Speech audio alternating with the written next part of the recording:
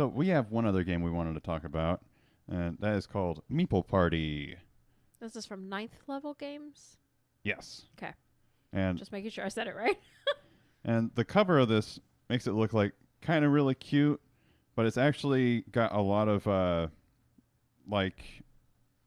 it says 13 plus age on the box, and I think that might be because of some of the references. Like there's a lot of references to drinking and stuff in this, because it's actually like a giant house party. College people throwing a party is what the theme is, and you can take it. Okay, so Meeple Party, it's a cooperative game, and you have a house. Like at the beginning of the game, you'll set up your house to have all these different rooms laid out, and there's like the living room and bedroom and bathroom, kitchen, that kind of stuff. And so you have this that becomes your board, and each player plays as what they call a roommate. And so they have this can be up to five players, right? Up to 5 players. And so there's 5 different options of the roommate colors. There's blue, which is the cool. There's yellow, which is the wallflower. And then they have pink, green, and purple, and their flirt, party animal, and the jerk. And so each of the different characters, or each player gets assigned a roommate. And the color doesn't matter too much for who you are during the gameplay, but certain things will affect certain roommate colors. So, it does matter at some point, but not a lot. But however, how the characters, like the different colors and names matter is during the game, on your turn, you're going to pull a meeple out of a bag. Depending on what color that meeple is, when you place it into the party, into the house. You're welcoming a guest is what you're doing with that. Thank you. Yeah, you're welcoming a guest. Yeah. So when you're putting the guest in the party, whatever their color is, their ability takes effect. And so all of the abilities deal with the type of person they are. So the flirt will pull meeples towards them. The jerk will push other meeples away, that kind of thing. So it's all very thematic. And so you have to be, when you're placing them, you kind of need to strategically determine, okay, I got a flirt. I want to pull this other one into this room, because the reason why you want to do that is you're trying to get photo opportunities throughout the party. And the photo opportunities are actually what moves the game along and gets you closer to, winning the game. So the different photo ops are usually like, you want a certain number of meeples in some sort of arrangement. So like you want 2 flirts in a bedroom, or you want a jerk and a cool outside, or, things like that. And so that's where the abilities for the different color meeples come into play, because you're like, okay, I need 2 flirts in a bedroom. So if I place this flirt in the bedroom that I just drew, I can pull the flirt that's in the kitchen into the bedroom, and boom, I've just created my photo opportunity. So you've created more than a photo opportunity. You got 2 flirts in the bedroom. Exactly. Yeah. Anyway. Allegedly. Yeah. That's what, it's actually really funny, because all of the different cards, the photo opportunities, and then there's something else which I'll get to in a minute. They all have event names. They're named. And I don't even remember what the 2 flirts in the bedroom I don't remember what it was. It's like hot stuff, I think. Yeah. But there's one that's there's a party animal in a cool in a bathroom. It's called a true friend, and the picture is the party animal throwing up into a toilet, and the cool is holding its hair back, kind of thing. Well, it's just like comforting them, because the meeples don't have hair. True. Anyway, so you're a meeple. The other aspect of this, though, is that there's cards in here called disasters.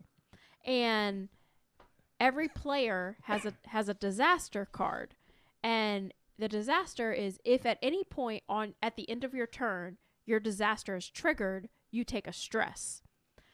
You lose the game if any player has 3 stress? Every player. If every player has 3 stress. If a disaster is triggered, everyone gets a stress.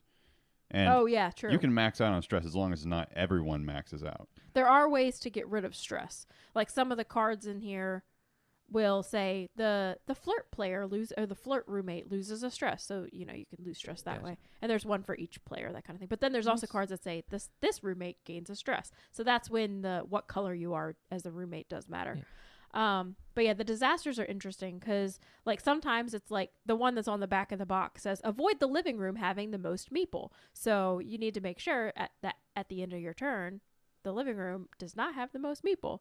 And there's other things like, wallflowers can't be alone or, that kind of stuff.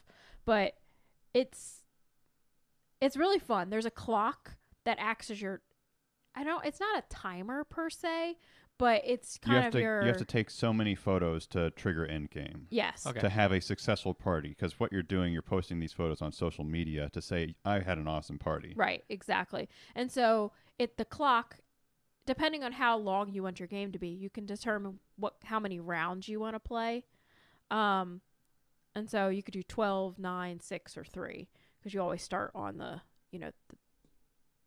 that's how many. Whatever. That's depending how many photos you want to have taken. Every quarter Correct. hour on the quarter hour. Yes, there you go. Sure. Anyway, so every time you take a photo, you move the clock hand a tick.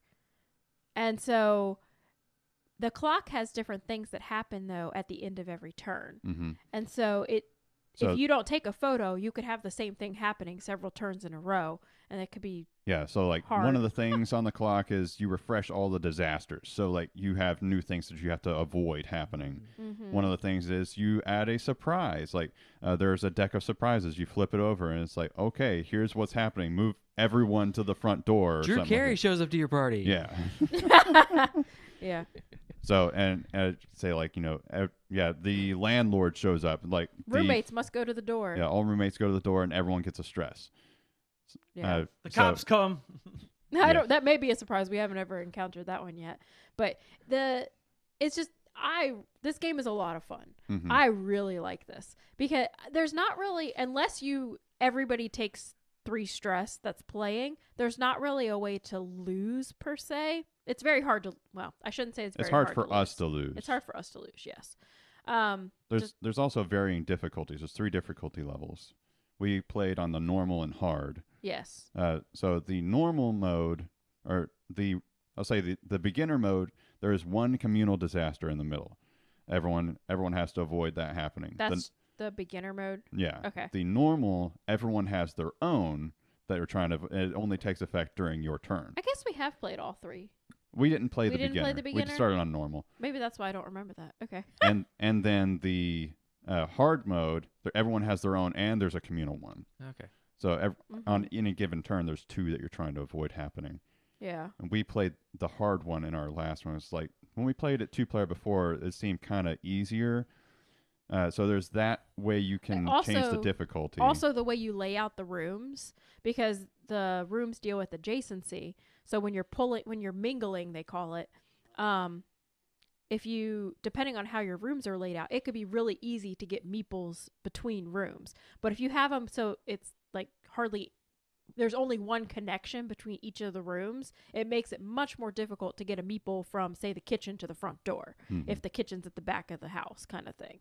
So that makes it more fun too. We had a big circle of rooms in our last game. And so there was like this big empty space in the middle. So if you wanted to get someone to the dining room, you had to go all the way around. But it made it difficult, and it was good. I mean, not that it's not good when it's easier, because it was still a lot of fun on the easier mode, but yeah. No, I really like it. I think it's a really fun game. And who's it from again? 9th Level Games. They've got a game, I think. It's a game they're coming out with. It's on Kickstarter, I think. Pavlov's Dogs. Oh. They were telling us about it at PAX U. But yeah, they have a few games. This is the main one that I was interested in so far. Yeah. It's really fun. And there's so many meeples. It's awesome. Yeah. Of varying colors. The cool thing is the roommate meeples you can tell apart from the regular meeples because they're slightly larger. So that makes it good. Mm-hmm.